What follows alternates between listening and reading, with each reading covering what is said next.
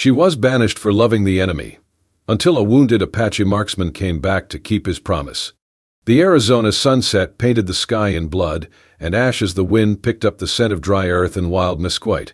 Mariah stood on the edge of the Harmon encampment, her fists clenched, her chest heaving with fury. "You cannot keep me locked like some prisoner, father," she snapped. Colonel Harmon, still in uniform, his silver mustache twitching with barely contained rage, pointed toward her tent. "I will do what must be done to protect your name, and this family's honor. You've been seen, leaving camp after dark. Again.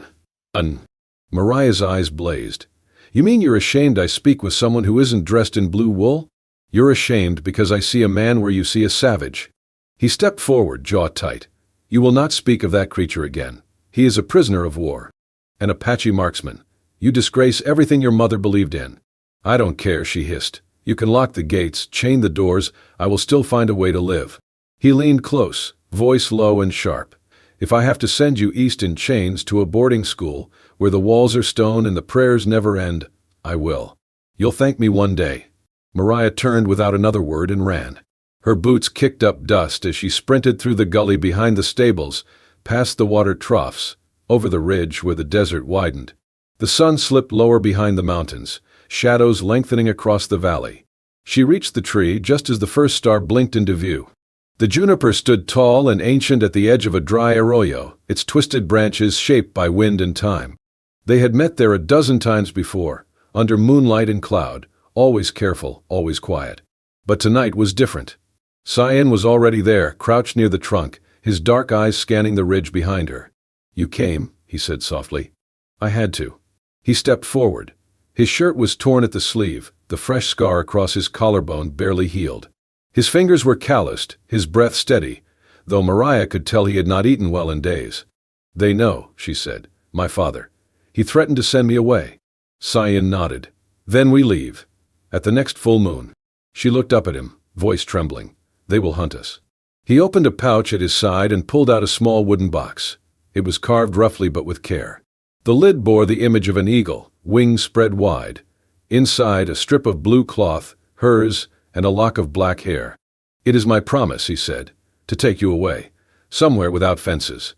Mariah took it into her hands, holding it like something sacred. "Then I swear too. I'll be here, no matter what." They pressed their foreheads together in silence. A crack echoed through the canyon. Cyan's head jerked up. "Run," he whispered. But before either of them could move, soldiers burst through the brush, rifles drawn. Dogs barked. Lanterns flared. "Get away from her," one shouted.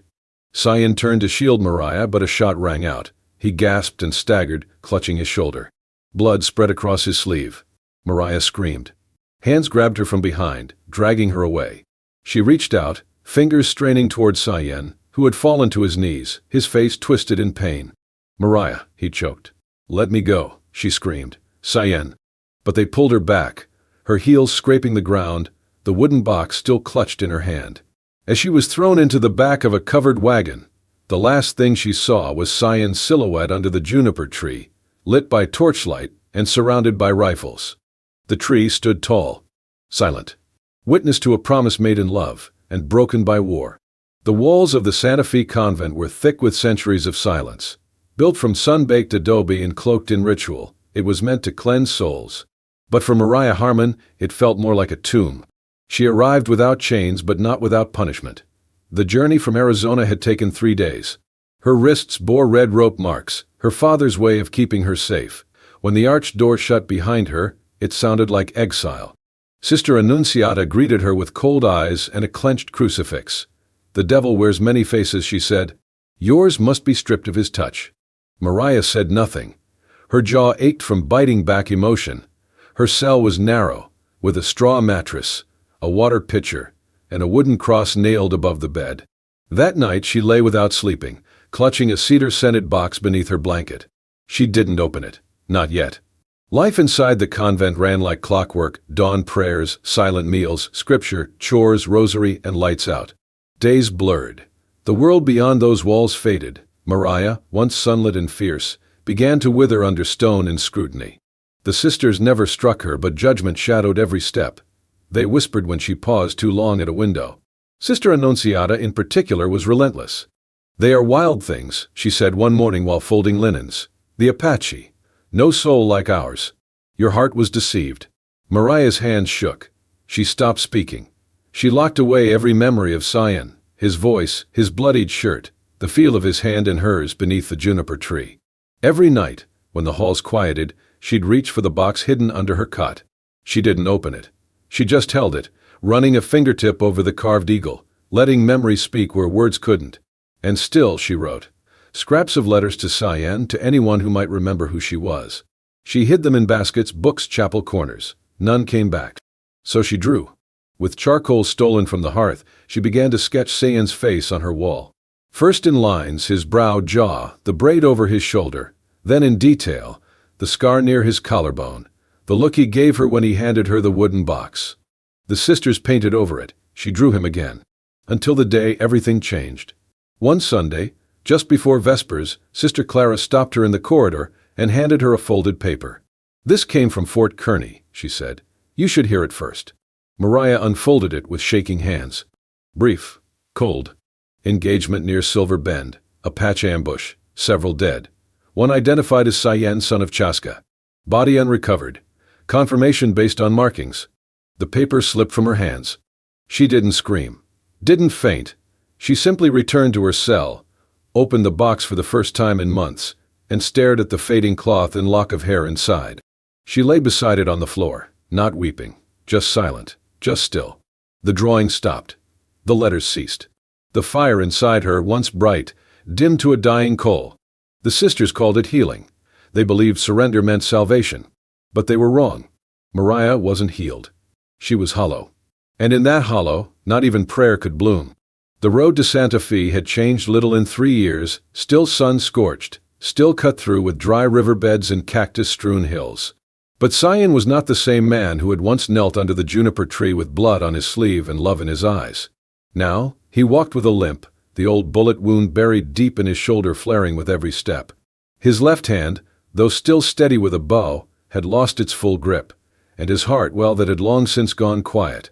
He reached the edge of the village just past noon, his shadow long behind him. Dust clung to his boots.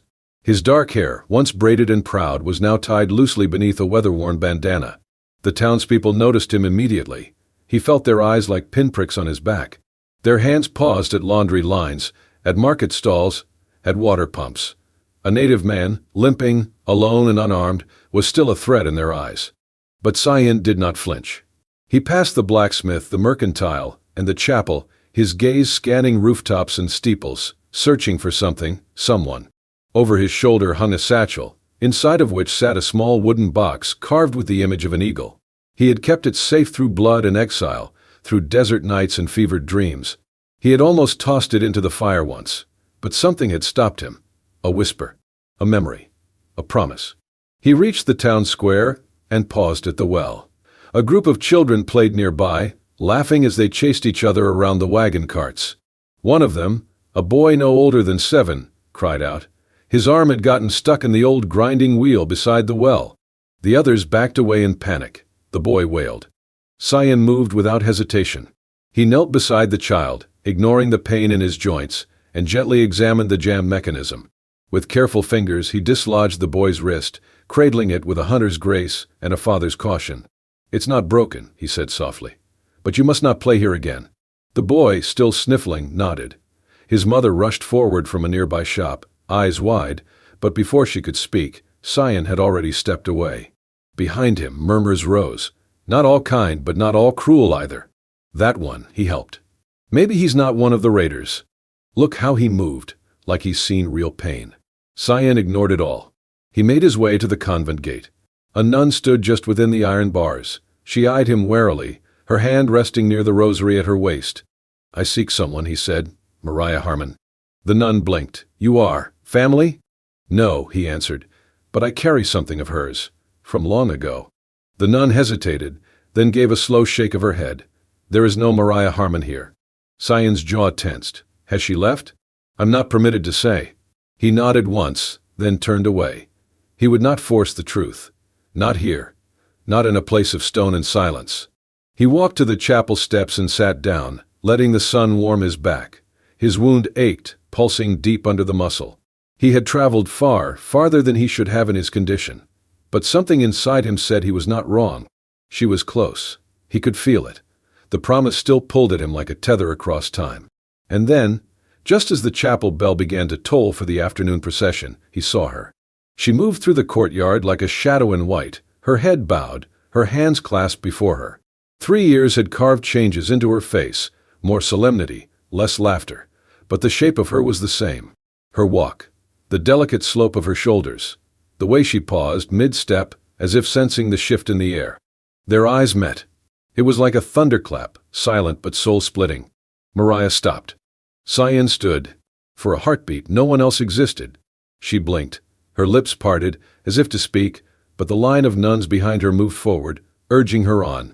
She turned her face away, stepping back into the rhythm of prayer. But her hands trembled. And Cyan knew. She had not forgotten. She had not vanished. She was here. And so was he. The night was thick with wind and memories.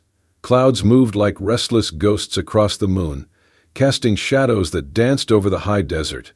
The convent loomed in the distance, its windows dark, its gates locked.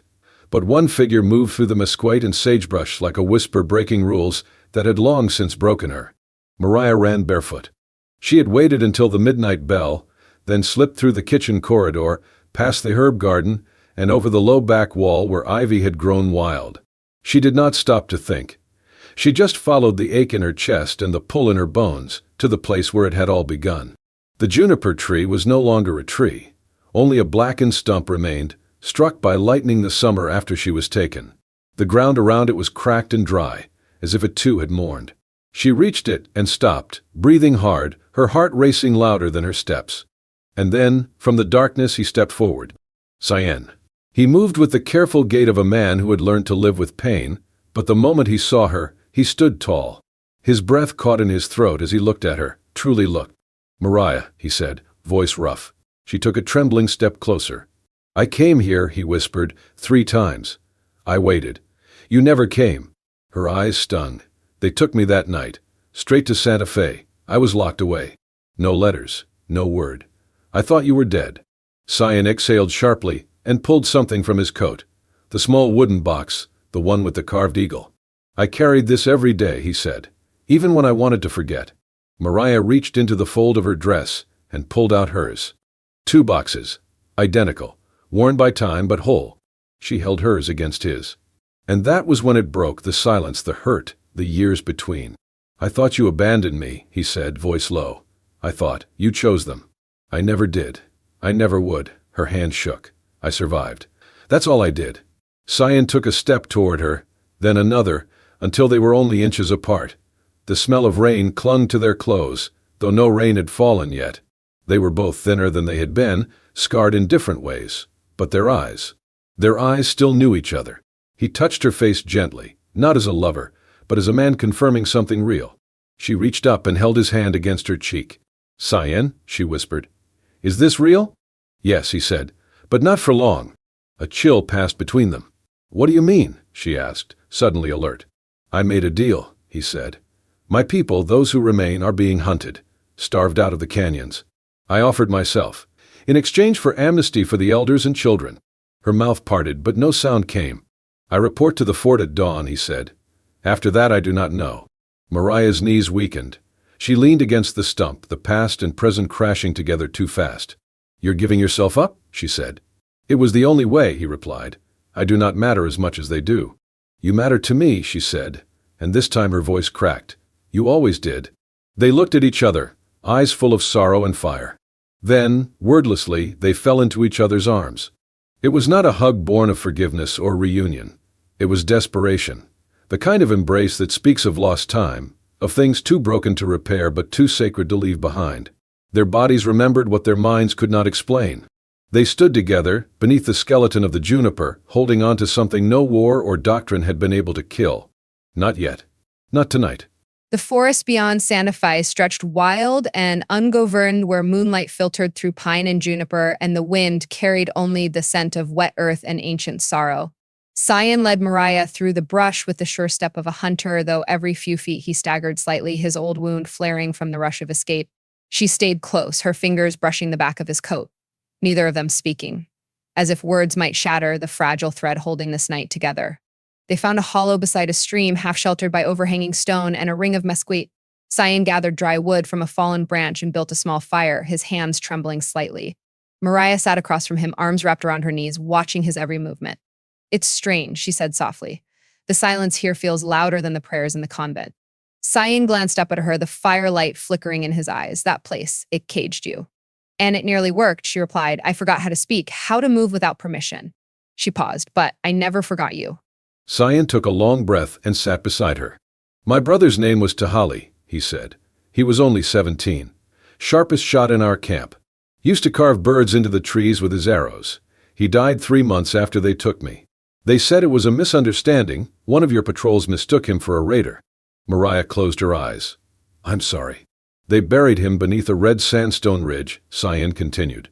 "No ceremony. Just stone, dirt, and wind. I wasn't there." His voice cracked, the edge of pain slicing through even the calm of his tone. Mariah reached for his hand, and this time he did not pull away.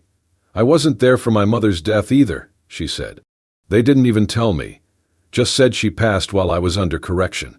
I found out months later, through a prayer card."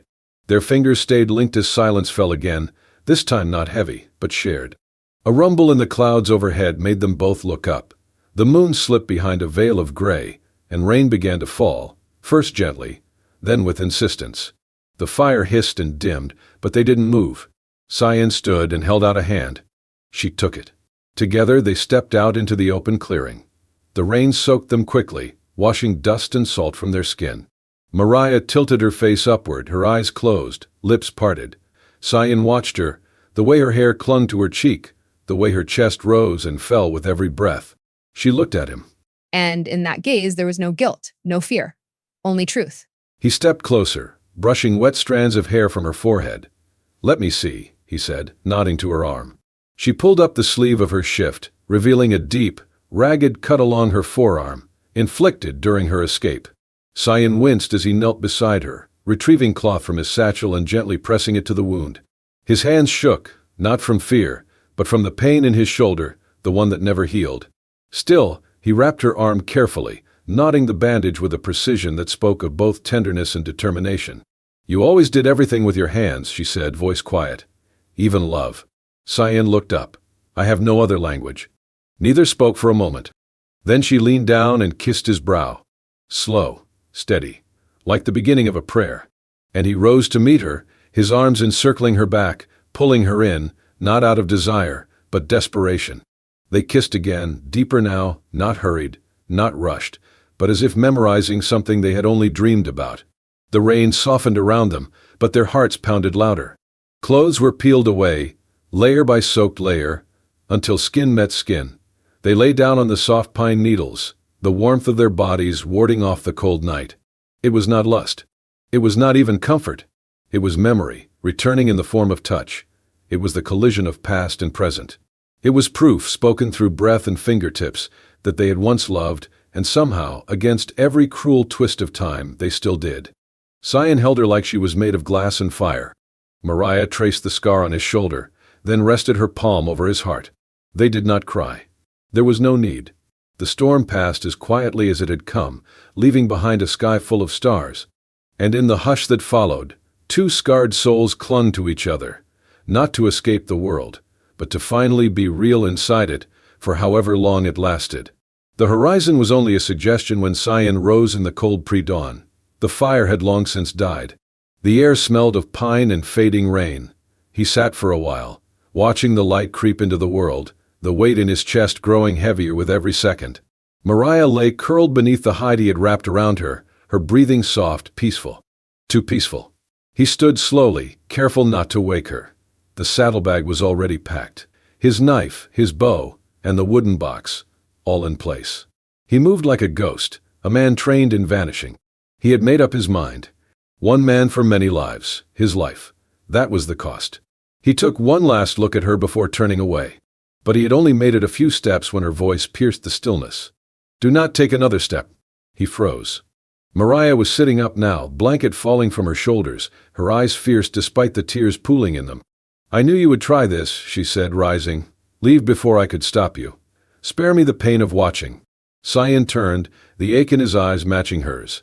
Mariah, you do not belong in that place. Not this time. I belonged there 3 years ago, she said, stepping toward him. And you came for me. You risked everything. Now it is my turn. He shook his head. You have a chance. A future. If I turn myself in, they may honor the deal. But if you come with me, then I die beside you if I must, she interrupted. Because I will not live another life behind walls while the only man who ever saw me, truly saw me, walks into death alone. Cyan's hands clenched at his sides. This is not bravery, he said. It is madness. Mariah reached into her pocket and pulled out the wooden box. This, she said, holding it up, was never about surviving. It was about keeping a promise. If you die to protect your people, then I will live to carry your name. And if they break their word, if they put a bullet in your back, I will be there to see it. I will carry the truth to the end. He stared at her, jaw tight, torn between fury and awe. Or, she said softer now, stepping into his reach, you can stop pushing me away and finally accept that we were never meant to make this journey alone. Silence fell between them like a breath waiting to be exhaled. Then Cyan touched her cheek with the back of his hand. You always were the stubborn one, he murmured. And you always were too noble for your own good. They saddled the horse together. The same black mare he had ridden into town. Mariah climbed behind him, arms wrapping around his waist, her heart pounding against his back. They rode out just as the sun broke over the mountains.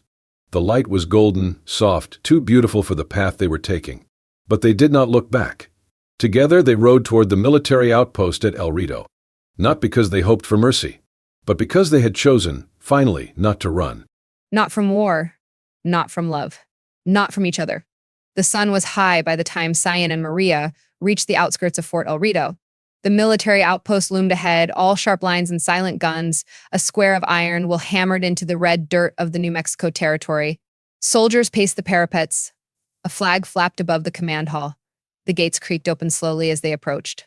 Cyan dismounted first, his hands raised, empty. Mariah slid down behind him, her chin high despite the dust on her skirt and the weariness in her bones.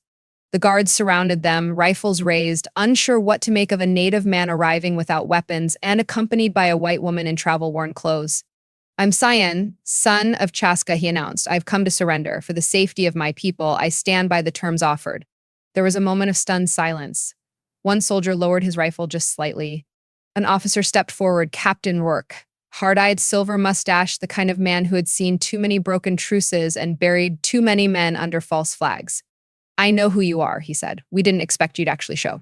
Cyan nodded once. I gave my word. Rourke looked past him to Maria. And who is she? Before Cyan could speak, Mariah stepped forward. My name is Maria Harmon, daughter of Colonel Reuben Harmon, USAMPI. A murmur swept through the gathered men. Rourke's brow lifted. Harmon's girl, you vanished 3 years ago. They said you'd gone west? Disgraced? I was imprisoned, she said coldly, for love. She reached out and took Cyan's hand. Some of the soldiers flinched at the gesture. I stand here not just as his witness, she continued, but as his equal. If you mean to kill him, if that was always your plan, then you'll have to kill me first. Gasps, Rourke's mouth tightened. Cyan turned to her, his voice strained. Mariah. No, she said, squeezing his fingers. You are not doing this alone. Silence fell, heavy and electric. Then a voice rose from the crowd, hoarse, older. It came from a man with weathered skin and medals clinking on his chest, Sergeant Tom Briggs. The kind of soldier who remembered every man he owed a debt to, and every name that death took too early. That's him, Briggs said, stepping forward. 3 winters ago, Apache raiders ambushed us near Canyon Ridge. My son Eli was 17. Got caught in the rocks with a busted leg. This man, Cyan, he dragged him out. Took an arrow doing it. Rourke turned sharply. You sure? Dead sure, Briggs said. I recognized the limp. The captain looked between the old sergeant, the Apache marksman, and the girl with Harmon's fire in her voice. The air cracked with possibility. Finally, Rourke spoke. You should hang, he said to Cyan. For the raids, the bloodshed. For all of it. Cyan met his gaze without flinching. Then do it. Rourke looked at Mariah. And you'd really die for him? She didn't blink. I already did. 3 years behind walls. He exhaled slowly, then turned to the soldiers. Prison isn't justice for a man who kept his word when none of us expected him to. And exile, well, sometimes it's more honest. He faced Cyan again. You're not walking free, he said. But you're not swinging from a rope either. You'll be sent to the outer territories. Border patrol. Dangerous work. Little pay. No glory. Cyan nodded. So be it. You leave tomorrow at dawn. Until then, you stay in the holding barracks. Alone. And the girl? Another soldier asked. Rourke sighed. She stays too. I'm not putting Harmon's daughter in chains, but she's not going anywhere. Mariah turned to Cyan, her breath catching in her throat. He gave her a small, tired smile. It's not death. It's not life either, she said softly. But it's time, he replied. More than we thought we had. Briggs stepped forward again, tipping his hat. Thank you, he said to Cyan, for Eli. Cyan inclined his head. And as the sun burned high above the fort, casting long shadows across the red soil, the two lovers were led into separate quarters, not free, not doomed, but alive, and still holding on. The wind on the high plateau was colder than in Arizona, but it carried peace instead of gunpowder. The land stretched wide, painted with mesas and scrub grass, where the horizon touched sky, and the silence no longer held fear. Cyan stood barefoot on the ridge, hammer in hand, his shoulder aching with each strike, but his heart steady. He was building something. Not a house, not a fort, just a tree. Or rather, a frame. Made of driftwood and stone, curved to hold the branches of a young juniper sapling, rooted in the red dirt with stubborn defiance. Around it, he built a ring of stones and carved the initials MS into the largest one. Beneath it, he buried the two matching wooden boxes, their eagle carvings facing each other. Mariah watched from a short distance, arms folded against the wind, a smile hidden in the corners of her eyes. He turned to her. It is not much. It is more than anything I have ever had, she replied. They had arrived in this corner of New Mexico with little but their names and each other. Cyan had completed his service along the border, 6 long months of hard riding and harder nights. Mariah had waited, taught English and arithmetic in a nearby settlement, and fed children of both colors beneath the same roof. Now they had land. A grant from a sympathetic officer, combined with the goodwill earned from Cyan's act of surrender, gave them space, just enough for a schoolhouse and a home.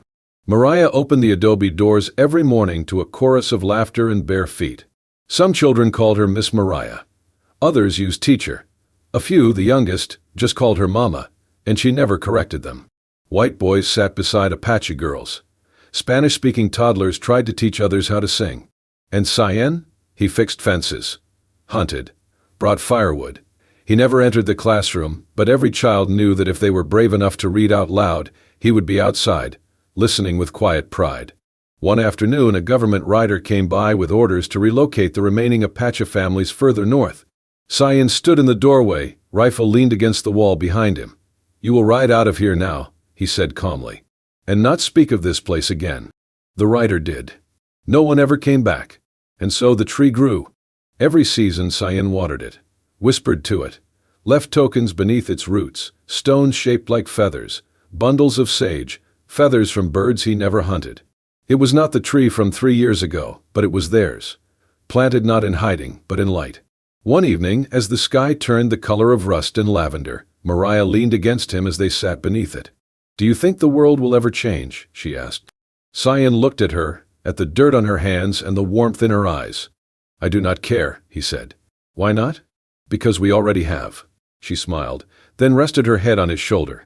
Above them the branches of the new juniper reached for the stars, and beneath it 2 people sat, weathered, but not broken, together. And in the quiet, Cyan's voice carried, like a prayer on wind.